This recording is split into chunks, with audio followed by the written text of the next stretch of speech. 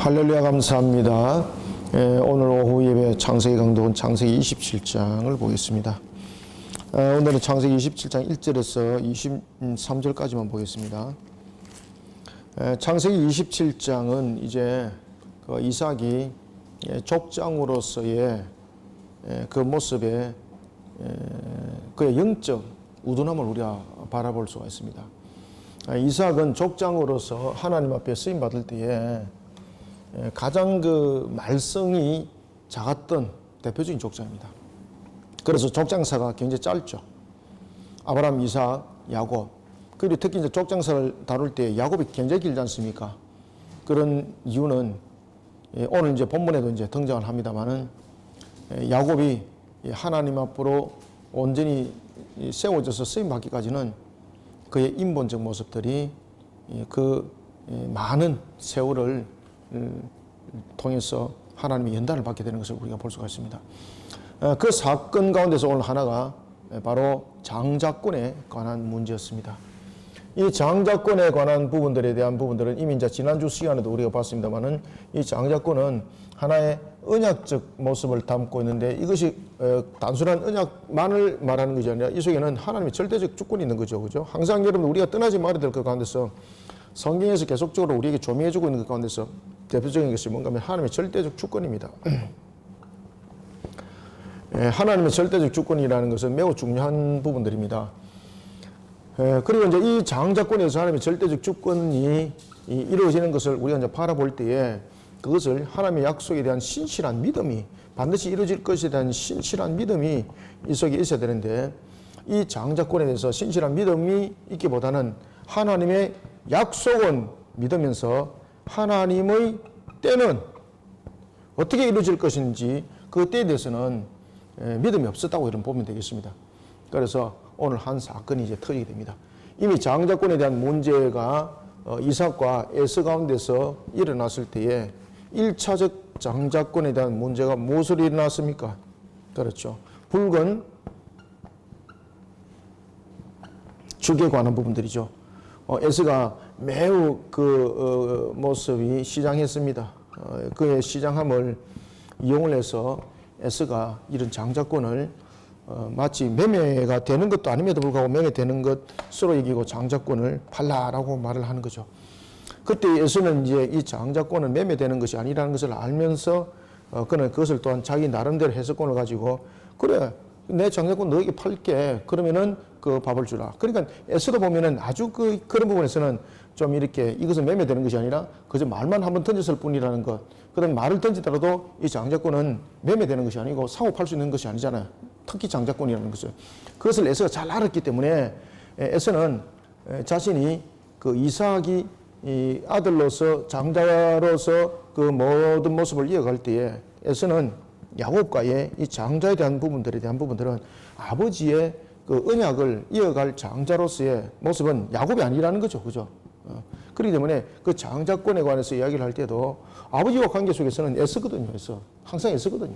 그러니까 그래 내가 그 장자권을 너에게 팔겠노라 이렇게 말하면서 그의 시장을 이 붉은 죽으로서 그가 해결하는 것을 우리가 이제 볼 수가 있습니다. 자, 이런 속에 이제 장자권에 대한 부분들이 2차 장자권의 형성들이 이제 일어나게 됩니다. 그것은 바로 이삭이 보면은 영적으로 이제 우둔함에 이제 빠지게 되는 겁니다. 2차 장자권에 대한 문제가 이제 또 터지는 거죠. 여기서도 보면은 이삭이 등장하고 있고 그리고 이 속에서 여러분들이 잘 아시는 에서와 야곱이 이 속에 있습니다. 이삭의 아버지 아버지 이삭이 그때의 나이가 137세였습니다.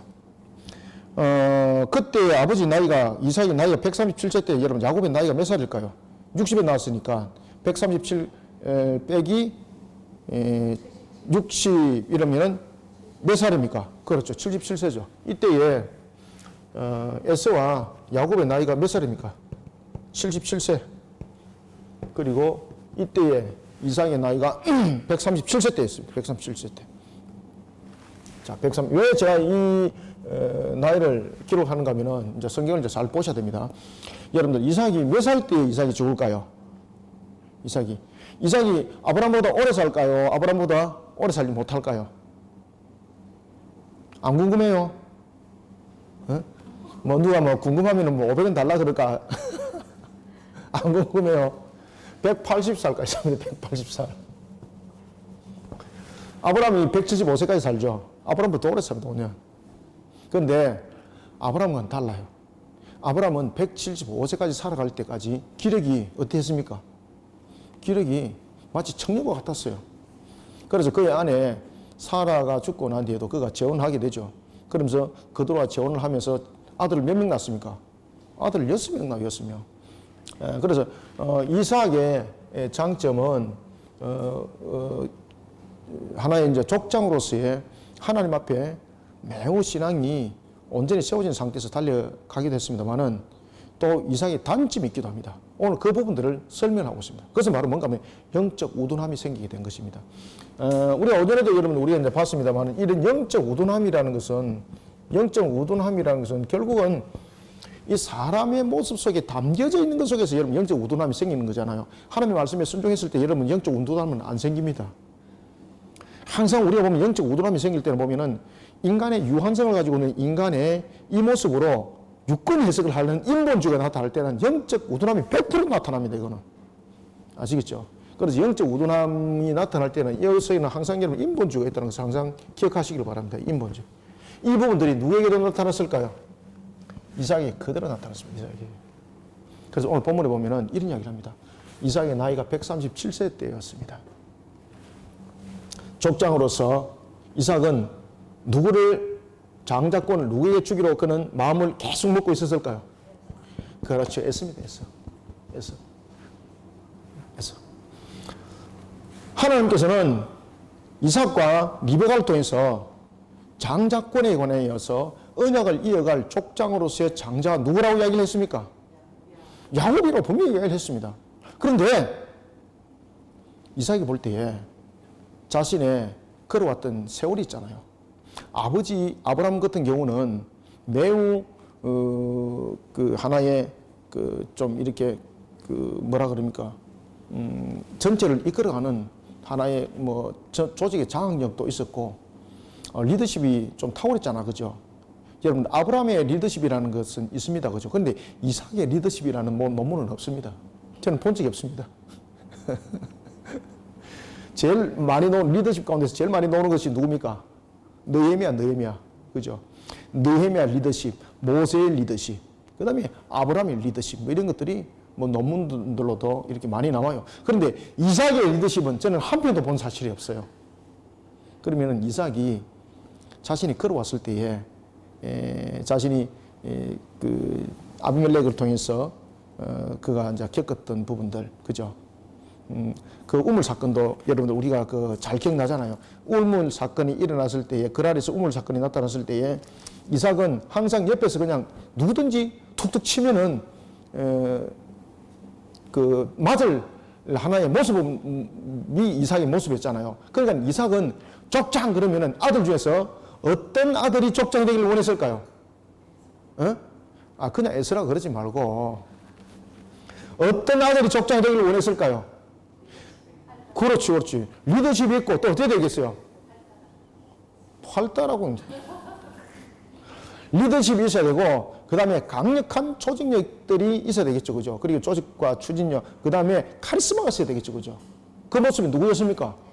아버지 아브라함의 모습이었어요. 아버지 아브라함의 모습. 그러니까 지금 보면은 아버지 아브라함 때 아버지가 전체적인 족장을 이끌어가는 모습, 그 다음에 자신이 족장으로 이끌어갔을 때 받았던 상처, 그죠?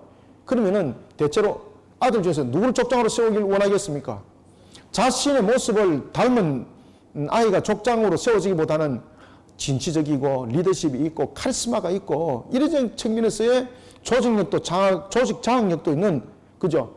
이왕이면은 아버지 같은 자, 그런 자가 족장이 될 때에 이 후손들의 사회가 평강이 있는 거잖아요. 그래서 항상 이 장자권에 관해서 하나님께서는 이미 태중에 있을 때에 야곱이라 보면 이야기를 했음에도 불구하고 이삭은 자신이 이 족장으로서 살아왔던 그 역사, 그죠? 그 역사. 아버지 아브라함이 죽고 난 뒤에 그가 그랄에서 당했던 그러한 하나의 역사. 이런 걸 볼 때 누가 족장이 되면은 이 사회를 아름답게 그리고 안정적으로 이끌어갈 수 있겠다고 저는 그런 생각이 있겠습니까? 항상 S였어요. S. 그래서 S는 강한 자였죠. 그죠? 그래서 성경은 S를 말하기를 조용한 자라 그러지 아니하고 들판에서 있는 자라 그랬고 굉장히 진취적이고 성경은 그런 이삭을 통해서 우리에게 말하기를 그는 사냥을 즐겨하는 자다. 그런데 야곱은 어떤 자였습니까?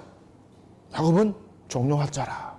아버지가 볼 때 이거 족장 세계 이끌어가겠단 말이에요. 과거에 누구를 보는 것 같아? 마치 연약한 모습이, 여러분 야곱도 절대 안 연약해요. 에스가 워낙 출중하기 때문에 야곱이 그렇게 보일 뿐이에요. 야곱도 절대 여러분들 만만치 않아요. 나중에 야곱도 여러분 보시면 바단 나람에 갈 때 보십시오. 운물에 관한 부분에 대해서 그가 그 완력으로 그 전체를 장악을 할 정도로 야곱도 만만치 않았어요. 그런데 아버지가 볼 때는 애쓴 거예요, 애써. 자신이 그 아래서 당했던 그런 부분들을 볼 때 이 족장 사회를 안정적으로 이끌어갈 사람은 애써였어요, 애써. 그러면 아버지 판단이 맞습니까, 안 맞습니까? 세상적인 판단을 보면은 아버지 이삭의 판단이 맞았어요. 성경은 이것을 영적 우둔회라고 지금 말하고 있는 거예요. 그 영적 우둔함.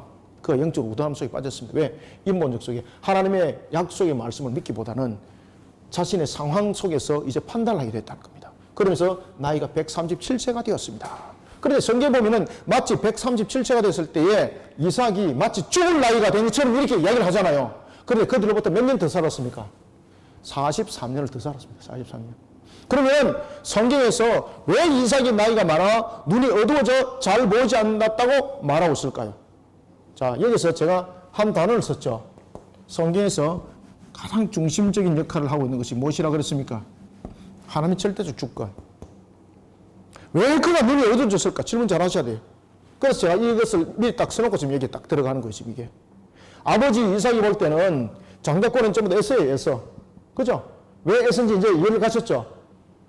자신이 당했던 그런 속에서는 이 족장 사회를 안정적으로 이끌어가기 불안하다는 거죠. 그럴 때 볼 때는 야곱이 아니고 항상 자신은 에스였어요. 강한 자였거든요. 돌판에서 사장도 잘하고 조직 장악력도 있고 카리스마도 있고 됐다. 이놈이야. 어떤 판단이었습니까? 항상 인본적 판단이었어요. 인본적 판단. 이것을 영적 우둔함이라고 말하고 있습니다. 그래서 하나님께서 이삭에게 그의 영안을 밝히는 측면에서 무엇을 도구로 절대적 주권 속에서 하나님께 서시는가 하면 그의 눈을 어둡게 만들어버려요. 그의 육신을 쳐버려요. 그래서 오늘 본문에 보면 1절에 이렇게 말합니다. 한번 읽어봅시다. 시작. 이삭이 나이가 많아 눈이 어두워 잘 보지 못하더니 스톱. 왜 눈이 어두워 잘 보지 못했을까요? 자, 눈은 우리가 두 가지의 눈이 있죠. 첫 번째는 육신에 보이는 눈이 있고 두 번째는 영적 눈이 있죠. 육신의 눈은 보고 판단을 하지만은 영적 눈은 밝아짐으로써 무엇을 보게 되는 겁니까? 하나님을 보게 되는 것이고 육신의 눈은 무엇을 대체로 보면서 판단하는 겁니까? 세상을 보면서 판단하는 거잖아요. 자, 여기서 하나님께서 어떤 눈을 감추게 하고 어떤 눈을 지금 뜨게 할까요? 육신의 눈을 세상을 바라보는 인본적 속에 있는 이런 영적 둔감한 속에 있는 이 눈을 닫아버려요. 그리고 하나님께서는 영적 눈을 지금 띄워주는 작업을 해요.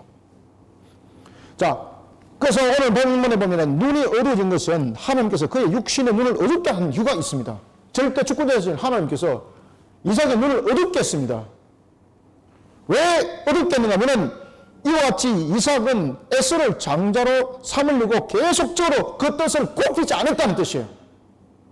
그 뜻을 굽히지 않으니까 하나님께서 장자에 대한 축복을 이제 영적 눈을 떠서 하나님 일하시면 보게 만드는 거예요. 여기가 이해됐죠? 이것이 여러분 1절의 내용입니다. 아주 오묘하죠, 그죠? 그래서 하나님께서 그의 육신의 눈을 어둡게 한 것은 영적 우둔함 속에서 인본적 결정을 계속하는 거예요. 하나님께서는 분명히 장자권에 관해서 야곱에 관해서 분명히 이야기를 하고 있는데 그는 에스예요. 왜 에스입니까? 카리스마적이고 그리고 전체적인 리더십과 조직 장악력, 그것이 자신이 그 아래에 있었던 그 과거를 회상해 봤을 때에 바로 에스였던 것이죠. 그런데 하나님의 약속은 장자권은 바로 야곱이었던 거예요. 이 약속의 말씀을 이삭이 볼 때는 이대로 이루어지면은 큰일 나겠는 거예요. 그래서 그는 이미 마음에 계속해서 누구를 장자로 삼기를 그가 마음에 굳혔습니까? 에서를 장자로 삼기로 마음으로 굳힌 거예요. 그러니 하나님께서 그 눈을 딱 꺾어버리는 거예요. 만약에 야곱이 죄송합니다. 이삭이 계속해서 그 육신의 눈이 만약에 밝아졌다면 그는 분명히 그의 아들 에서를 장자로 삼았을 것이고 그 속에 하나님이 물론 그 속에도 하나님께서 이제 또 다른 계획 속에서 모든 것은 이제 바꾸고 가겠지만은 그 속에 매우 곤란한 지경에 이삭이 이르게 될 그런 일들이 그 속에 봉착했던 것입니다. 그러니까 하나님께서 그 눈을 딱 걷어버린 거예요. 에서를 장자로 계속 축복하려고 하자 하나님께서 육신의 눈을 닫아버린 거예요. 그러면서 하나님께서 여기에 눈을 뜨게 만들어요. 여기에 눈을 뜨면서 하나님의 이제 음성을 이제 듣게 하는 거고 하나님의 일하심을 보게 하는 거고 하나님의 약속의 성취가 어떻게 일어난지를 영적으로 이제 보게 만들어요. 육신으로는 보지 못했지만 영적으로는 보게 만들어요. 자, 2절. 이삭이 이르되 내가 이제 늙어 어느 날 죽을지 알지 못하니 이래 나놓고 몇 년 더 살았더라. 43년. 옆에 적어 놓으세요. 43년 더 살았더라. 대단하지, 그죠? 그래, 여러분 보시면 아브라함과 달라, 그죠? 그러니까 그가 아버지 아브라함 때를 얼마나 그가 많이 주목을 하겠습니까? 지금 여러분들 이 상태로서 육신이 연약한 상태로 43년 더 살았어요, 여러분들. 육신이 연약한 상태로서. 그러니까 이 강성함이 그 속에서 일어나야 되겠다는 거죠. 그런즉 3절 그런즉 네 기구와 이제 그 이삭이 에서를 불렀습니다.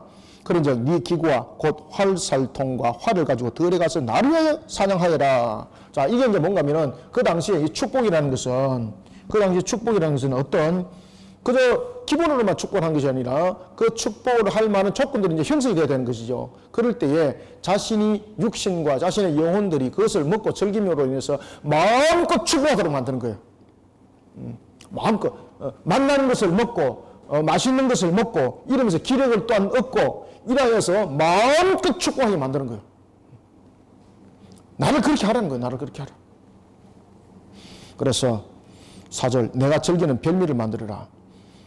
특히 이제 그 내가 즐기는 별미를 만들어라고 말했을 때는 에서가 아버지가 무엇을 좋아하는지 이미 알고 있다는 것이죠. 그죠? 그래서 아버지가 볼 때는 에서는 참으로 자신에게 첫 번째 아들이었습니다만 그럼에도 불구하고 첫 번째 아들로만이 아니라 여러 가지 부분에서 조건이 맞다는 거죠. 장자로서.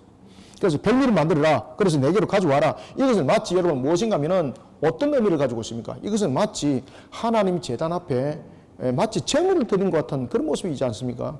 과거에 보면은 이제 고대 사회 속에서는 이런 어떤 축복을 줄 때는 이런 절차들을 밟았어요. 이런 절차를. 그래서 이런 부분들은 집안의 장자권들이 완전히 성립되는 축복입니다. 이건 법적 단계입니다. 법적 단계. 그 당시에.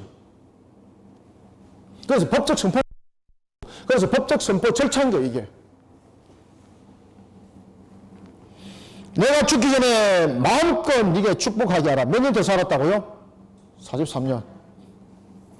그래서 제가 이제 과거 이제 성경 연구를 하면서 이걸 보고 얼마나 이제 웃었는지 모릅니다. 이래 놔놓고 43년 더 살았습니다. 43년 만만치 않습니다. 그죠?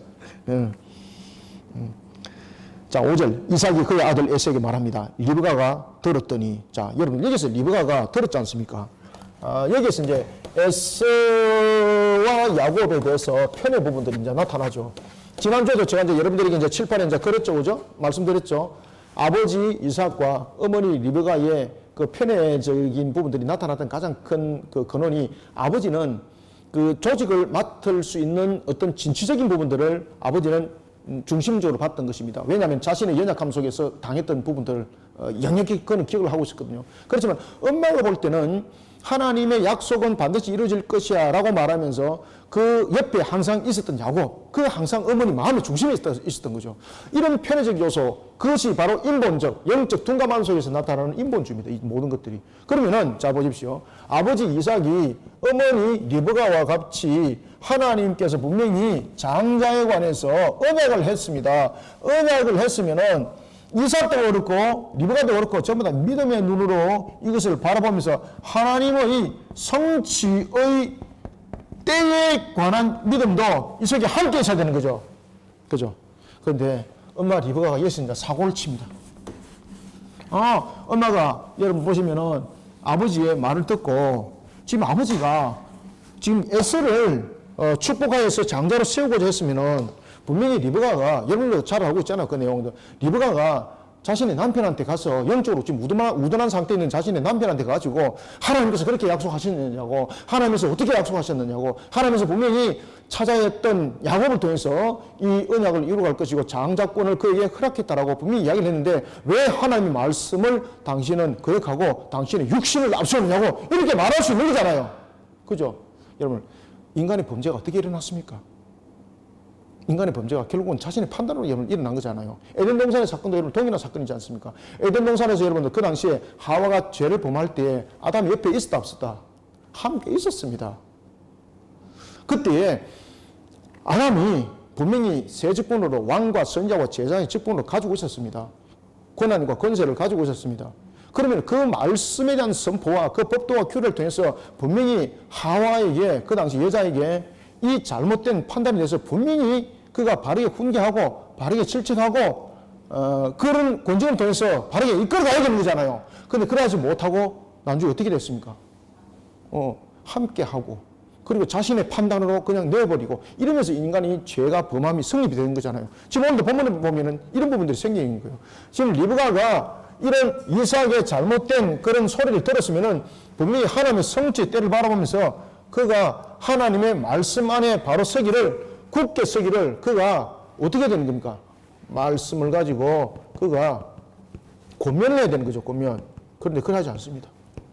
어떻게 말하는가 하면은 남말은 새가 듣고 반말은 쥐가 든다 그랬지 않습니까? 딱 그 행동을 하는 거예요. 그렇게 해서 자신의 아들이었던 자신의 아들인 야곱에게 가서 이렇게 말합니다. 6절 리브가가 그의 아들 야곱에게 말하여 이르되 내 아버지가 네 형 에서에게 말씀하시는 것을 내가 들었느니 이르기를 나를 위하여 사냥하여 가져다가 별미를 만들어 내가 먹게 하여 죽기 전에 여호와 앞에서 네게 축복하게 하라 하셨으니 아멘. 이거는 뭔가 하면은 법적으로 장자권에 관한 부분들이 선포가 되는 겁니다. 그럼 이거는 번복이 안 되는 거예요. 왜 그런가 하면은 유언을 담보로 지금 하는 거거든요. 여러분, 우리가 유언을 남겼을 때 그 유언은 법적 효력을 가지고 있는 거잖아요. 그죠? 생전에 살았을 때에 그 유언을 남기는 거지 않습니까? 지금 여기서 이제 장자권에 관한 부분들이 살아 생전에 이 법적 선포를 하는 거죠. 그러면 이 부분에서 이제 번복이 안 되는 거예요, 이게. 그러니까 리브가가 야곱에게 아들아 큰일 났다. 아버지가 지금 이거 요즘 말하면은 속된 말로 말하면은 아버지가 좀 이거 되신 거 같아. 그러니까 네가 빨리 아버지의 에스에게 말했던 그 내용대로 네가 사냥을 해오라. 8절 그런즉 내 아들아 내 말을 따라 내가 네게 명하는 대로 해라. 그죠? 여기서 리브가는 주자는 아들에게 강력하게 오히려 이끌어가고 있는 거죠. 지금 여기서 야곱은 주저했죠. 왜 그런가 하면은 아버지가 축복하고자 하는 부분에 대해서 내가 그것을 속여서 만약에 한다면은 이거는 계명을 어기게 되는 거죠. 왜냐하면 여호와 이름으로서 지금 거짓말을 하는 거잖아요. 자 9절 그러니까 엄마가 이렇게 말합니다. 염소떼에 가서 거기서 좋은 염소 새끼 2마리를 내게로 가져오면 내가 그것으로 네 아버지를 위하여 그가 즐기는 별미를 만들리라. 자 여기서 이제 별미는 에서가 만드는 별미 방법이 있고 엄마가 만드는 별미 방법이 있지 않습니까? 에서의 나름대로 별미를 만드는 방법이 있었어요. 그렇지만 또 엄마는 또 부모로서의 또 별미를 만들어서 아버지가 무엇을 좋아하는지도 잘 아는 거잖아요. 그렇게 해서 만들어 줄 것이니 너는 그저 빨리 좋은 염소 새끼 2마리를 가져오라. 10절 네가 그것을 네 아버지께 갖다 드려서 그가 죽기 전에 네게 축복하기 위하여 잡수시게 해라. 11절 야곱은 이렇게 말합니다. 야곱은 그 당시에 야곱과 에서의 특징 중에서 여러분들 야곱은 물론 성격적인 부분에서 전체적인 부분들이 있지만은 에서는 불다라는 그런 자로서 무엇이 많았습니까? 그렇죠. 털이 많았어요. 털이. 야곱은 매끈함이 매끈함. 그러면 아버지가 육신에 분명히 눈은 어두워졌지만은 손에 가지고 있는 감각은 여러분들 그대로 지금 정상이잖아요. 정상이지 않습니까? 그러면 아버지가 그의 몸을 만짐으로 인해서 야곱과 에서는 구별할 수 있는 거죠. 에서가 이런 상태의 야곱과 구별되는 것은 야곱이 너무나도 잘 알고 있었습니다. 야곱이 뭐라고 말하는 거냐면 어머니 아버지가 아무리 맛있는 음식을 갖다가 맛있는 음식을 만들어 준들 내가 에스처럼 몸에 털이 없는 것 아버지가 지금 만져보면서 알 텐데 그러다면은 내가 아버지를 속인 것으로 인해서 내가 오히려 저주받게 됩니다 라고 말하니까 엄마가 뭐라고 말했을까요? 아니다. 내가 그 모든 저주는 내가 받겠다. 그리고 내가 너의 모습을 에스처럼 만들어줄 테니 너는 그대로 하라. 자 10절 네가 그것을 네 아버지께 가져다 드려서 그가 죽기 전에 네가 축복하기 위하여 잡수시게 하라. 11절 야곱이 그 어머니 리브가에게 이르되 내 형 에서는 털이 많은 사람이요 나는 매끈매끈한 사람인저 12절 아버지께서 나를 만지실 때에 어떻게 된다는 겁니까? 내가 아버지 눈을 속인 자가 되기 때문에 복은 그녀하고 나가 저주를 받을 수가 있습니다. 이때 어머니가 다시 독려하죠. 죄 짓는데 함께 하죠. 13절 어머니가 그에게 이르되 내 아들아 너의 저주는 누구에 돌릴 것이다. 여러분들 이런 겁나는 소리 하면 안 됩니다. 어떤 사람들이 대체로 이제 신앙을 이렇게 하다 보면은 막 이러다 보면은 그래 내 저주 받을게 뭐 이런 사람들 있죠. 또 그런 겁나는 소리 하면 안 됩니다. 아무리 성질나도 해야 될 소리가 있고 안 해야 될 소리가 있습니다. 그죠? 죽을 짓에 몸부림치지 마시길 바랍니다. 이 저주가 얼만큼 겁나는 거 아십니까? 하나님께서 저주가 여러분들 내리면 어떻게 되겠습니까? 그냥 발로 콕콕 한번 찌르고 마는 것 아닙니다. 어디 한 대 맞으면 이러면서 저주가 얼마나 무서운 일은 두렵지도 않습니까? 여기서 엄마가 뭐라고 말하는 거면은 내가 너의 저주를 내가 받을 것이다. 이 저주가 그대로 일어납니다. 그의 맹세대로 그대로 일어납니다. 하나님께서 그 값을 딱 받아버립니다.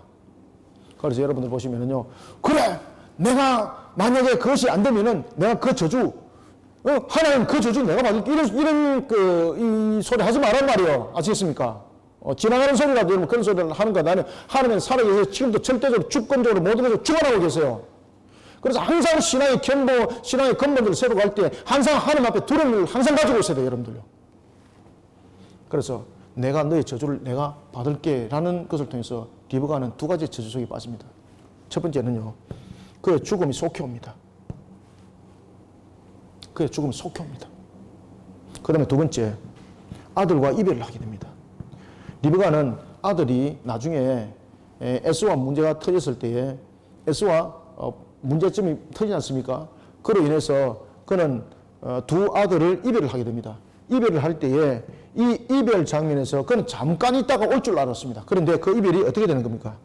영원한 이별이 됩니다. 영원한 이별. 야곱은 20년 만에 야곱도 이거 20년 징계입니다. 20년 징계. 전부 다 이걸 갈 수 있습니다. 그래서 우리는 하나님의 언약을 반드시 믿고 하나님의 때, 하나님의 성취의 때 항상 우리는 믿음으로 인내하면서 그 때를 우리는 견뎌 나아가는 신앙이 있어야 되는 것입니다. 이게 잘 안 돼요. 나도 이것이 가끔가다 잘 안 될 때가 있어요. 야, 이거 속히 이루어야 되겠다. 이래 놔놓고 내가 뭐 만들어가고 뭐 이런 것들이 있습니다. 그런데 그게 만들어집니까? 안 만들어집니다, 여러분들. 안 만들어집니다. 그래서 이 저주가 그대로 값으로 가는 겁니다. 엄마가 속이 죽습니다. 속이 죽습니다. 그리고 생입을 합니다. 영원히 생입을 합니다. 이제 헤어지고 난 이후에 다시는 보지 못합니다. 그래서 여러분들이 신앙 가운데 반드시 바르게 세워져야 됩니다. 리브가는 이 사건을 위해서 결국은 그가 생명이 속히 그가 흙으로 돌아가게 되고 그의 아들과 생이별을 하게 되면서 거기서 끝나는 겁니다. 13절 어머니가 그에게 이르되 내 아들아 너의 저주를 내게로 돌리리니 내 말만 따르고 가서 가지고 오라. 14절 그가 가서 끌어옵니다. 끌어다가 자 그러면은 엄마가 저주를 받는다 그래서 그럼 그 저주는 자신에게 안 오는가? 하나님의 이름을 막는데 일으키면은 그러면은 엄마가 그 저주를 받는다 그래서 그럼 그 저주는 자신에게만 엄마에게만 돌아가는가? 아니라는 겁니다. 함께 독립하고 함께 동참이런 것은 그대로 그 값이 있습니다. 여러분들 마귀가 사람을 속이고 마귀가 사람으로 하여금 죄를 범하게 만들었고 인류의 죄가 그 가운데 들어왔지 않습니까? 그러면은 마귀로 인해서 우리가 죄인이 됐던 죄인들은 그럼 마귀로 인한 것이기 때문에 우리의 죄의 원천적 부분들을 찾는다 그러면은 그 출발은 마귀로부터 일어났기 때문에 마귀만 심판하면 끝나는 겁니까? 성경은 그렇지 않습니다. 마귀와 함께한 그 모든 속한 자들 함께 불못에 전부 다 던져버립니다. 14절 그가 가서 끌어다가 어머니에게로 가져왔더니 그의 어머니가 그의 아버지가 즐기는 별미를 만들었더라. 15절 리브가가 집안 자기에게 있는 그의 맏아들 에서의 좋은 의복을 가져다가 그의 작은 아들 야곱에게 입히니 왜 입혔을까요, 여러분들요? 왜 입혔을까요? 여기서 이제 나중에 보면은 에서가 이삭이 에서와 야곱을 구분하는 방법이 있습니다. 자, 여러분들, 에서와 야곱을 이삭이 구분하는 방법 몇 가지였을까요? 세 가지였죠. 첫 번째는 무엇일까요, 여러분들요? 예? 몸의 털이죠. 몸의 털. 그럼 두 번째는 무엇으로 구분합니까? 예? 목소리. 그러면 세 번째는 무엇입니까? 예? 아니, 눈이 어두운데 무슨 의복이에요, 의복이. 예? 냄새. 사람마다 여러분 특유의 냄새가 있지 않습니까? 남자는 나이가 좀 이래 들다 보면은 그 여자분들이 늘 그런 말이 하죠. 그죠? 호르비 냄새 난다고. 자기 냄새는 자기가 못 맡아요. 그런데 여러분, 우리가 보면은 각 인종들도 보면은 사람들마다 각각 그 몸에서 나는 특유한 냄새가 있어요. 그건 이제 왜 그런가 하면은 체질적인 부분도 있지만은 먹는 음식에 대한 부분들의 차이도 있고 이런 부분들, 그 다음에 지역적인 그 향토적인 토양적 부분들 있지 않습니까? 이런 부분 때문에 사람들에게 고유한 냄새가 있어요. 자, 짐승들이 주인을 어떻게 구별합니까? 냄새입니다. 냄새. 아시겠습니까? 냄새로 구분합니다. 그래서 아버지 이삭이 에서와 야곱을 구별할 때 세 가지를 가지고 구별해요. 오늘 본문에 보면 나타납니다. 첫 번째는 몸의 털, 두 번째는 목소리, 세 번째는 냄새입니다. 냄새. 이 세 가지를 다 속이는 거예요. 그래서 에서가 그 야곱이 나중에 아버지한테 내가 아버지 아들 에서입니다라고 말할 때 목소리도 나중에 살짝 속이죠. 아버지 제가 뭐 이러면서 아시겠습니까? 경상도 사투리에서가 보면은 서울 사람과 경상도 사람들이 아무리 표준들을 배우더라도 완전하지 않는 상태에서는 좀 표현이 나는 거잖아, 그죠? 그래갖고 서울말은 이제 끝만 올리면 된다 그래가지고 아버지 내가 왔어요 이런다고 뭐 서울말 되는 건 아니잖아, 그죠? 끝만 올라간다고 그 형들 있잖아, 목소리 특유의. 아버지가 이제 그것을 딱 기억하는 거죠. 자, 봅시다. 그래서 좋은 엄마가 이제 좋은 옷을 가지고 오라는 것은 무엇을 이루기 위해서? 냄새. 완전 범죄를 하는 거죠. 아버지가 눈이 어두우니까 냄새로 구분하는 거죠. 그 다음에 두 번째는 몸의 털로서 위장하게 되는 거죠. 그 다음에 목소리는 이제 야곱에게 조금 조종하도록 이렇게 하는 거죠. 자, 그래서 이제 16절 보면은 또 염소 새끼의 가죽으로 그의 손과 목에 미끈한 곳에 무엇을 빕니까? 몸의 털을 만드는 거예요. 몸의 털을. 그죠? 17절 자기가 만든 별미와 떡을 자기 아들의 손에 이제 줍니다. 18절 야곱이 아버지에게 나갑니다. 그러면서 뭐라고 말합니까? 아버지요, 내가 왔습니다 라고 말하니까 아버지가 의심하죠. 네가 누구냐? 그죠? 지금 여기서 보면은 아버지가 두 번에 거쳐서 의심하게 되고 세 번에 거쳐서 최종 확인하게 됩니다. 두 번에 거쳐서. 아버지가 보면은 이 아버지 이삭이 이 에서와 그리고 야곱에 대해서 확인할 때에 제일 먼저 아버지 내가 왔습니다 라고 말하니까 이 목소리가 아닌 거예요. 목소리가 이거 에서의 목소리 아닌데 1차 의심하죠. 근데 육신이 눈이 어두워서 그것을 구분 못하죠. 그러니까 야곱이 뭐라고 말합니까? 아닙니다 아버지 내가 에서가 맞습니다. 자, 19절 보세요. 야곱이 아버지에게 대답하되 뭐라고 말합니까? 아버지의 맏아들 에스로소이다. 이때 목소리 살 변하게 만드는 거죠.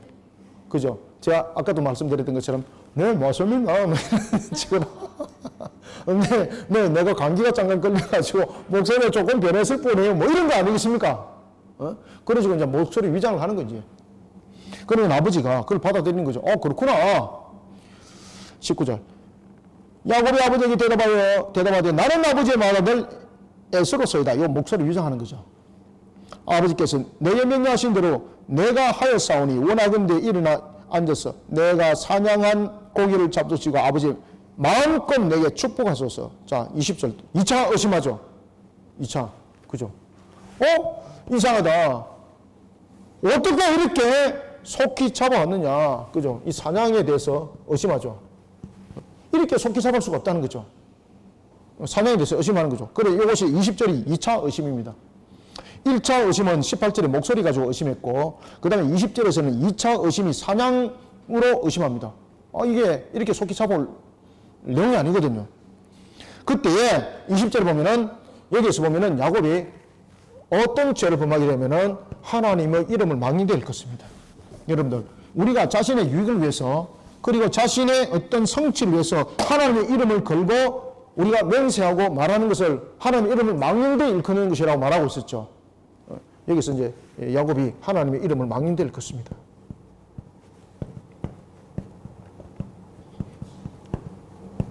망령되게 합니다.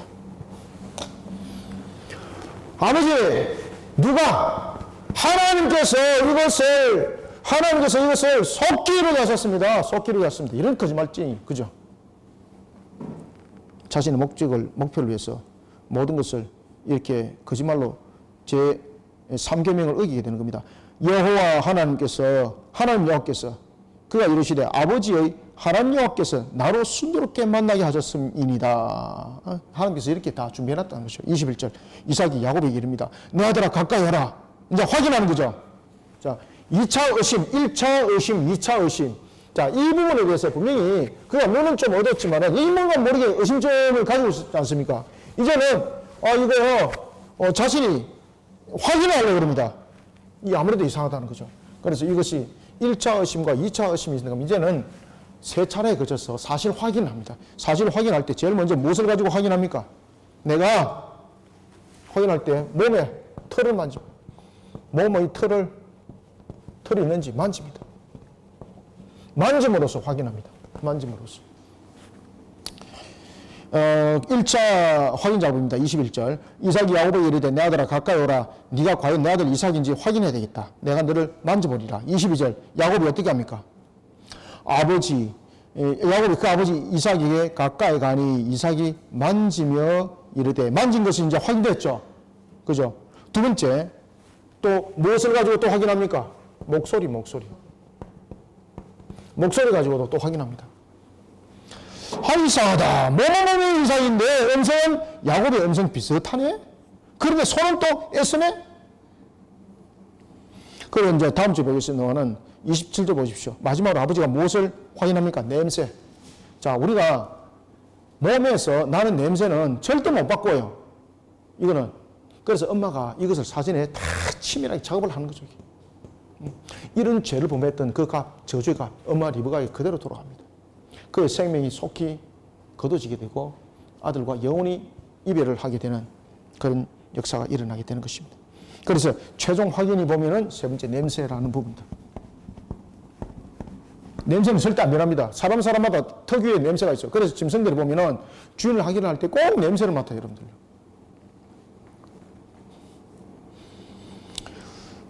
야곱이 말합니다. 22절 야곱이 그 아버지 이삭에게 가까이 가니 이삭이 만지며 이르되 음성은 야곱의 음성이나 손은 에서의 손이로다 하며 그의 손이 형 에서의 손과 같이 털이 있으므로 분별하지 못하고 어떻게 했더라? 축복하였더라. 자, 여기서 축복하였다는 것은 그의 영적 우둔함이 있지만은 육신을 하나님께서 눈을 닫추게 하여서 눈을 닫게 하여서 하나님의 뜻을 이루게 함이에요. 자, 여러분들 보시면은 우리가 십자가에서 예수님께서 죽으셨지 않습니까? 그 십자가에서 죽으실 때에 예수님께서 십자가에 자진해서 죽었나요? 안 그러면 마귀가 자신의 성리를 위해서 예수님을 십자가에 못 박히게 만들었나요? 자신의 성리를 위해서 예수님을 십자가에 못 박히게 만들었지 않습니까? 그런데 하나님께서는 그 십자가를 통해서 예수님의 모든 부분들, 창세기 3장 15절 그 성취를 이루는 마귀를 멸하는 그런 심판에 이르게 하는 완전한 말씀의 성취를 그 십자가에서 이루는 거예요. 그래서 하나님은요, 부정한 것을 통해서 하나님의 정한 자들을 바르게 세워나가는 일에 사용을 해요. 오늘 본문도 보면은 바로 그 내용들입니다. 바로 이와 같이 분명히 이삭은 자신의 뜻대로 에서를 축복하고 싶었습니다. 그러나 하나님께서는 분명히 야곱을 통해서 장자라고 말씀하셨고 그것을 이미 알고 있었던 에서였지만은 자신이 걸어왔던 과거를 돌이켜볼 때에 야곱이 이 조직 속에 족장 세계를 이끌어가는 것보다는 에스가 이끌어갈 때 가장 맞다는 그 판단을 굽히지 않았던 것. 그렇지만 하나님께서는 하나님의 뜻을 이루기 위해서 이삭의 눈을 어둡게 하게 하시고 결국은 야곱을 축복하여서 장자로 세우는 하나님의 뜻을 성취해 나간다는 것입니다. 자, 여기서 우리가 참고해야 될 것은 하나님께서 약속하신 것은 반드시 이루어집니다. 그런데 인간이 잘못하여서 너무나도 성급하여서 때로는 지름길로 가려고 달려갈 길이 있습니다. 그때도 하나님께서는 뜻은 이루어주십니다. 그런데 하나님의 뜻을 믿음으로 신앙으로 바로 세우지 못하고 그가 범했던 하나님의 신앙을 향해서 바로 가지 못하고 그가 어쨌든 간에 하나님의 약속을 속히 이루기 위해서 그가 저질렀던 인본적 모습, 여기는 반드시 별도의 값이 있습니다. 아시겠습니까? 그래서 하나님께서 약속하신 것은 반드시 이루어집니다. 그런데 그때는 우리가 기다리지 못하고 편법을 썼습니다. 그렇지만 하나님께서는 그 편법을 통해서도 하나님의 뜻을 약속했던 것은 반드시 이룹니다.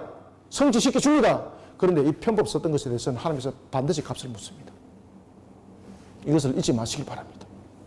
하나님께서는 때로는 우리에게 더디게 하시고 때로는 속히 진취적으로 일어날 때도 다 하나님의 완전함 속에서 일어나는 것입니다. 기다리게 할 때는 기다리게 할 만한 이유가 있기 때문에 기다리게 하는 거예요. 그런데 우리의 인본적 모습은 그것을 참아내지 못하는 것이죠. 그렇기 때문에 우리가 하나님의 나라의 성취를 위해서 달려갈 때 순종하는 신앙 속에서 항상 함께 해야 될 것은 뭔가 하면 그 말씀을 믿어 의심치 않는, 그렇기 때문에 우리의 마지막 종말 때 또한 필요한 신앙이 회개신앙과 함께 무엇이 함께 우리에게 접목점을 함께 이루어지고 있습니까? 인내함의 신앙입니다. 인내함의 신앙.